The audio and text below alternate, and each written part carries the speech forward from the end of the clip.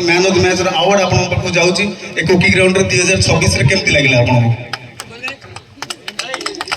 बहुत बढ़िया लगे खेल पिच भी बहुत एथरक भल अच्छी स्कोर भी बहुत भल होची अंपायर भी बहुत भल अच्छी आम टीम भल प्रदर्शन कला तथे मत बहुत माने माने सपोर्ट मिलला जे तू रह पछुक रह तो ऊपर भरोसा अछि तू मारी मु भी से करके देखैली सेते आमे देखिलु फास्ट फाइनल रे जेतोळे टीम अरुआ रे थिला टीम प्रेशर रे थिला विकेट पड़ जाइतिला सेतोळे मध्ये आपण गोटे बड़ इनिंग्स खेलतिले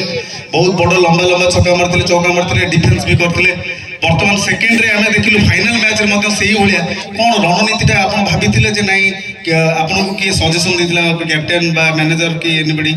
की मु माने बहुत विराट कोहली फैन अच्छे से सब माने प्रेशर खेल